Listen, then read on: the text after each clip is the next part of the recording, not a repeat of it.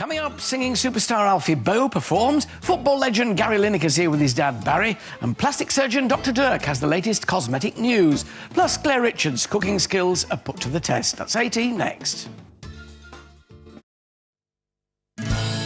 Today on the Alan Titchmarsh Show, exclusive chat and song, West End wonder Alfie Boe, chef Theo Randall and Claire Richards, and football hero Gary Lineker with his dad.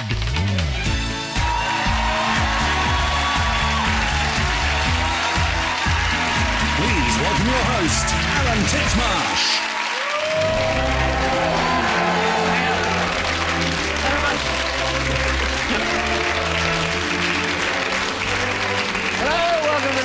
Side, where I'd like to wish everyone a Dís Gael Tui Hapus, or Happy St David's Day. That was Welsh, in case you're wondering. I'm guessing the pronunciation was so bad, though. I'd also like to say, Mae'n drwg gennyf. That's sorry. Don't be a long-winded way of saying sorry. You know, you'd be gone by the time you'd said it in Welsh. Anyway, here we are with me daffs and me leaks. Now, the death of Richard Briers at the end of last month made me come over all nostalgic for what many consider to be the golden age of British TV comedy, the 1970s. But were the likes of The Good Life, Dad's Army, or Are You Being Served the best sitcoms ever? Or just the beginning of 50 years of British comedy genius, which we're still enjoying today? Well, we're going to examine the evidence with the help of a panel of experts of different ages, each of them more youthful than the next. Please welcome...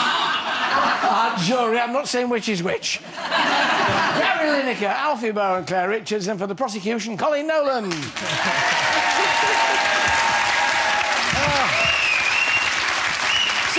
But, I mean, were they vintage years, the 70s? What are you going to come up with? What are you going to show us? Well, we're going to start with what I do remember this. I am old enough to remember all of these, actually, and this one was definitely my favourite at the time.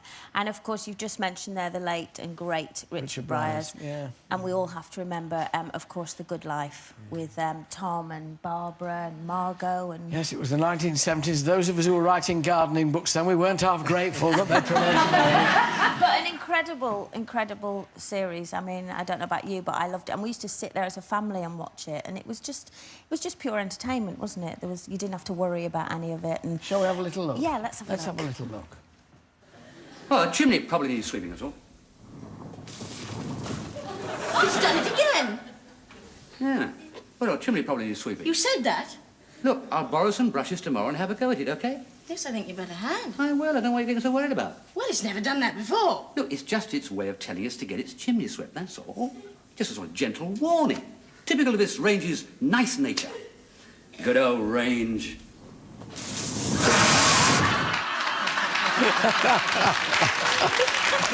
You a fan, Alfie? You used to like it? I used to like it a lot. I mean, it was in my younger days, but I always used to remember saying to my mum and dad, can we have a farm in our back garden? Yeah.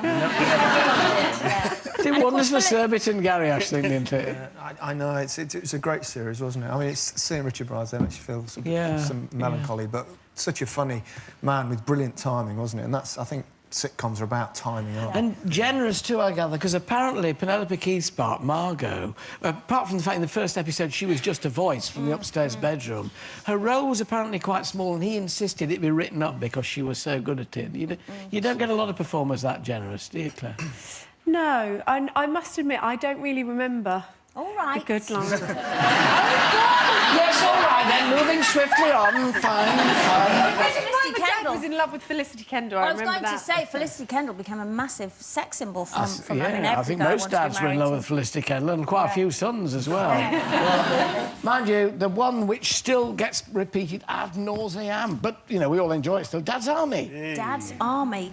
I mean, 9 series of that, 80 episodes, watched by 18 million viewers. Well, you probably week won't in, remember week out. that, Claire, but I did actually, long before I was on... Well, 10 years before I was on television, I went to see an episode recorded in the studios in London, and it was amazing watching it in a studio, these amazing scenes. Yeah, and still shown today. I mean, on repeats all over the place. Became a very popular radio show. Just another great iconic moment, and we've got a clip of that Oh, as let's have a well. look at Dad's Army. I said, come on, boys, show 'em. Right. Enemy plane, I said, just like you said, sir. Swing with the plane, boys. Swing with the plane. Aim just in front, and then I gave the order shoot. No, not shoot. Fire!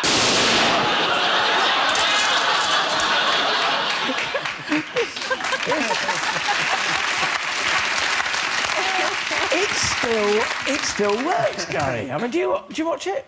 Well, I obviously watch the repeats because I'm not old enough to have... no, There's a lot of fibbers around here. For a long time. It was a genuine lie. No, I'm avid fan of it. Great stuff. The timing is everything in these things, isn't it? I own the entire box set, and I know certain scripts as well. I don't mind admitting that. It was a brilliant series. Brilliant show. Do you really? Oh, Yeah, and everybody alive knows Don't Tell Him Pike. Exactly. I mean, I was a little bit... I still remember it, obviously, but I was younger. So for me, in those days, I mean, my mum and dad loved it, but for me, I used to think, well, why... They're all old men, I don't get it. They're all silly old men. But then I'd laugh. But now here I am, Alan. Yeah. Silly old woman, yeah. Now then, are you free? Oh, yes. Oh, now. I used to love this. Another one, I being... Claire, if you want to slip out for a while, I mean, I do remember this one. You do remember this one? I do, yes. From the repeats, I do. I bet. I'm free. Yeah. Well, a great cast again. Now, this ran for 13 years. I mean, that's just incredible. I don't With think anything... Mrs. Slocum describing her pussy every week and getting away with it. I mean, But I think that's what was good about those days, that it was all kind of, you know, suggested kind of innuendo, but it wasn't so in your face as it is. It was pretty in your face. Shall we have a look? Let's have a look at Mrs. Can't Slocum, wait, with or without it. I can't. Here, the identical garment. There. You see? Compare the labels. The label hasn't shrunk. You can't have a refund. I assume that the instructions apply to the cardigan. Did you? Well, hard cheese. I'm going to take your name. I'm sorry, madam, we're not allowed to give names. Well, in that case, I shall remember your face. There's a certain broadness to the comedy. But you do remember that one, then? I do. I love Molly Sugden. She was brilliant, absolutely brilliant, and so funny in that. Do you remember her hair was a different colour every week? One week it'd be That would pink. be really trendy today. Yeah. The blue hair Molly and the Sugden. purple rinse. Oh, God. Yeah. What else have you got, then? We're going to go a bit more modern now, aren't we? We are. Up to date. We are, because obviously things have changed nowadays and they don't seem to have the same appeal as they did then, because we don't now sit down as families all together and necessarily watch the same programme. But there's one person who seems to be bringing people back to do that, and that is... That is, our of course, friend Miranda. our friend Miranda Hart, which is on BBC Two, started in 2009, won Best British Comedy. And it's almost kind of like almost slapsticks come back, really, you know, from the subtlety. I mean, Miranda is quite... She does better what they call pratfalls, I think, than anybody else in the business going over. Yeah, she is hysterical. And you kind of, I don't know about anyone else, but I sometimes see myself in her, which is a worry. Alan. What's an even greater worry is I sometimes see myself in her. Let's have a look.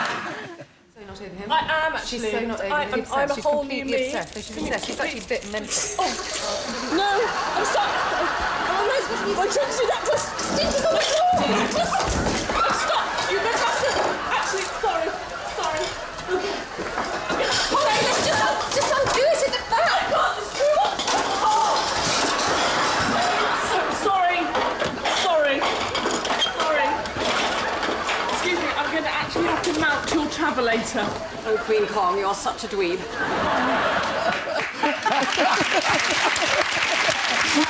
It's sort of...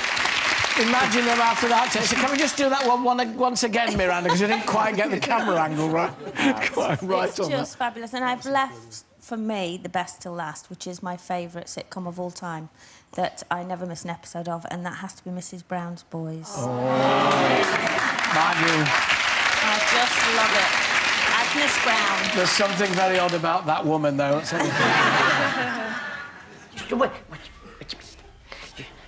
Put it back.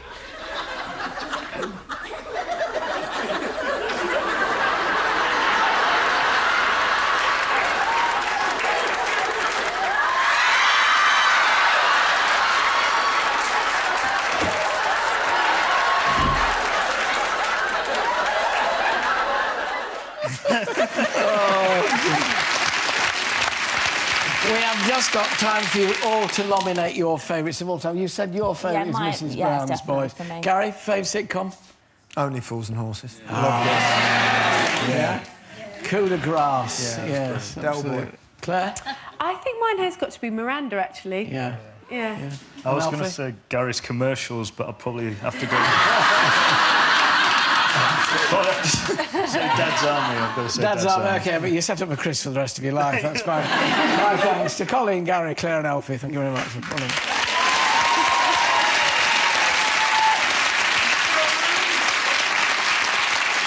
And then I have to say, still to come, Alfie will be back performing a Walker Brothers classic. Plus, how easy is it? They're in league, I tell you. How easy is it to make a Michelin-starred meal? Top chef Theo Randall challenges Claire here. I'll see you for second helpings after the break.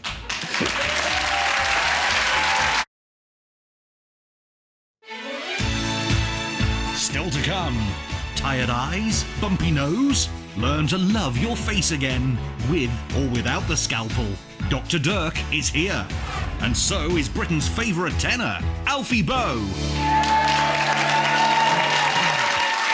Welcome back. From polishing cars on a factory production line to performing on some of the world's most prestigious stages, my next guest is one of the UK's most naturally gifted singers. Please welcome Alfie Boe.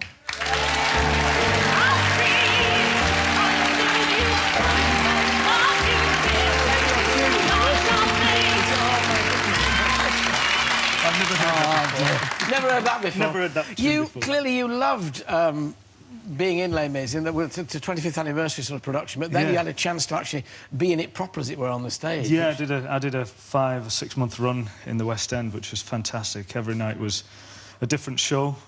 Some nights in French, some nights in Japanese, some nights in German. It was great performances. Loved every night. Is it a gruelling show to do? Is it take it out of you? Because it takes out the audience. It's hugely emotional. Yeah, I mean, it's a 2.5 hour slog on stage, but and Jean Valjean is on all the time, and I do try and, as a performer, I think I do try and push myself on every show and make it different. And oh, there's me and Matt Lucas there. Oh, I'm the one on the left. Well, of course, when you're singing an opera, which you do as well, you have a couple of nights on, or a night here and a night there, as opposed to this, which is sung through, it's all singing, but you're on every night. Yeah, well, I have to say and admit that I didn't do 8 shows a week. I actually did 6 a week, which was enough of Jean Valjean, and they weren't willing to pay me enough money to do 8. So, it was a joke. You have to make a record to make a bit more money. So this is called Storyteller. It is, yes. What gave you that idea? CD, because it says it's on the cover. Front, so what's the premise behind this? Well, it's an album of songs that basically are classic songs, classic tracks that have stood the test of time and have fantastic stories to them, linked with them, and that's what I see my job as a singer is basically a storyteller.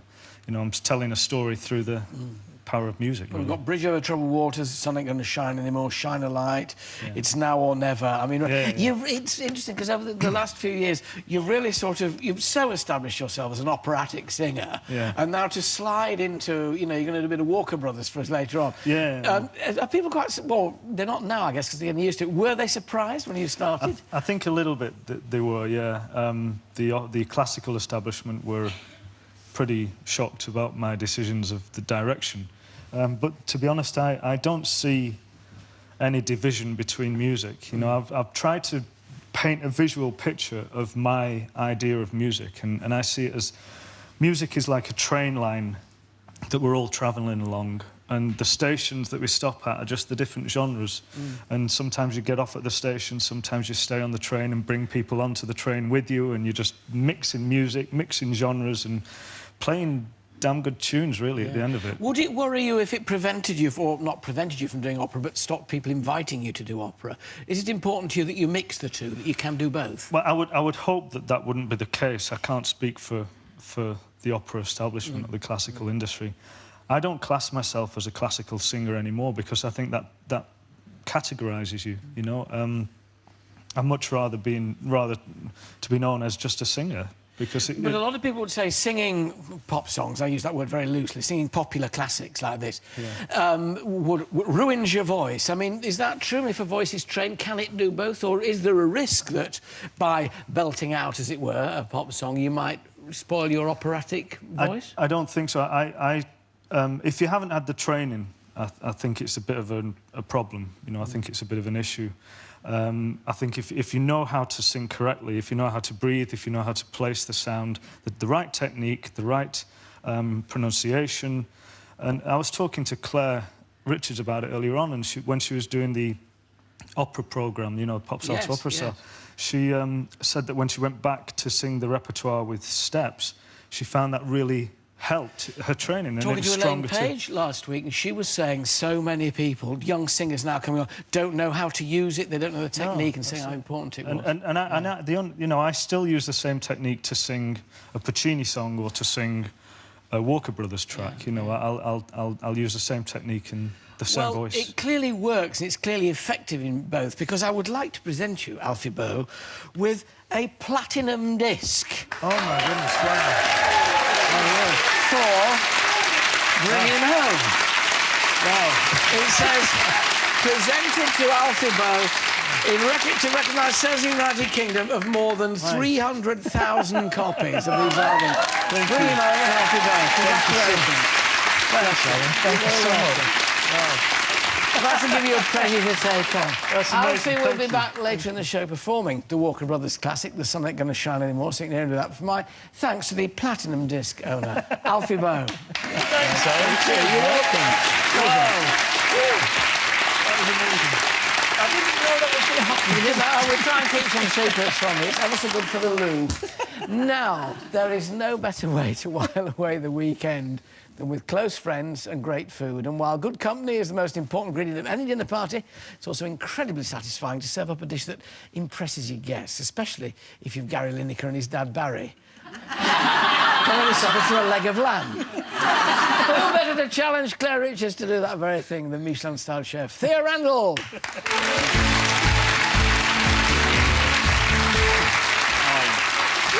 Lovely to see you, Claire. Welcome back. So it's impressive. Do you think, then, this is the challenge, that we can teach Claire, who's no mean cook or baker, to do a Michelin-starred type meal? Well, I've given her a few tips already, so her boning skills should be fantastic. What are we doing? We're going to do a guinea fowl, and we're going to bone the guinea fowl. We're going to take boned guinea fowl. We're going to take the carcass off. We're going to take the leg bone out, and we're going to stuff it with some prosciutto, some mascarpone, some lemon zest, some thyme, and some garlic. How scared are you on a scale of 1 to 10? About 15. Could do the rest of it. Prefer it to chicken, Theo. It's just got that much more flavour than a bit of chicken, isn't it? It's got more fat in it. Yeah, Barry's in here. Won't need his tea when he goes home tonight, isn't he, really? Well, we think that's sumptuous. Cool. I'm just going to... So, we must remind ourselves, sourdough on the bottom, portobello mushrooms. Portobello mushrooms, yeah, very delicious mushrooms. It's full of flavour. Just fry it with a bit of garlic and olive oil. Yeah. And then we just the spinach, which is just blanched in water. The guinea fowl stuffed with prosciutto, mascarpone, thyme and lemon. And then we sealed it on both sides and then put it on top of the bread and then let all the fat and the juices roast into the chicken. The guinea delicious. Ladies and gentlemen, my thanks to Thea Randall, Claire Richards, Gary and Barry Lineker. Thank you, guys.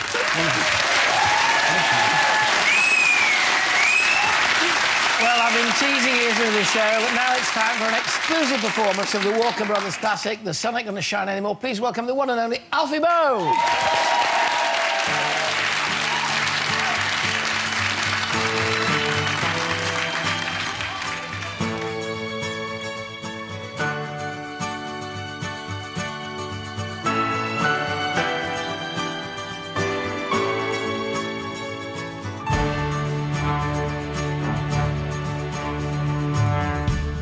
Loneliness is a cloak you wear, deep shade of blue is always there. The sun ain't gonna shine anymore, the moon ain't gonna rise in the sky, the tears are always clouding your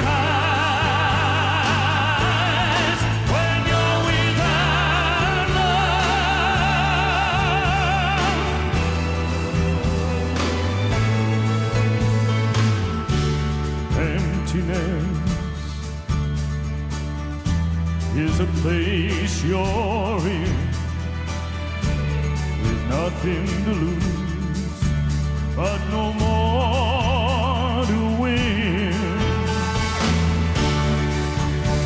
The sun ain't gonna shine anymore. The moon ain't gonna rise in the sky. The tears are always clouding your eyes when you're without love. Lonely without you, baby. Girl, I need you. I can't go on.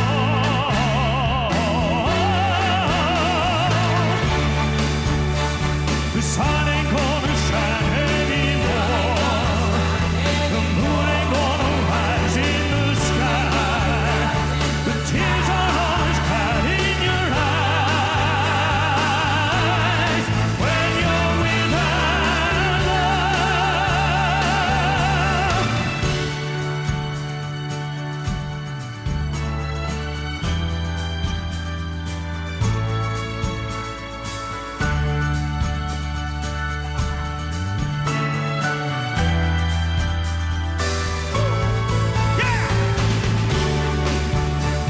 The sun ain't gonna shine anymore. The moon ain't gonna rise in the sky. Tears are always clouding your eyes.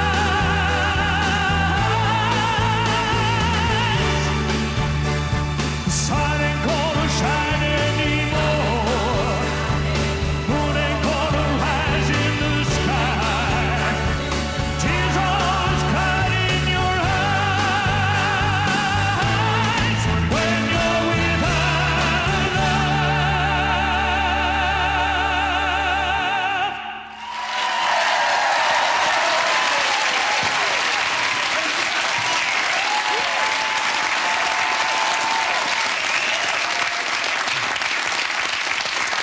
Alfie's album, Storyteller's out now. My thanks to all my guests today. I'm back next week with Bill Wyman, Josh Groban, High School Judge Robin Cousins, Petula Clark and Ollie Murs. Wow, see you then. Bye-bye.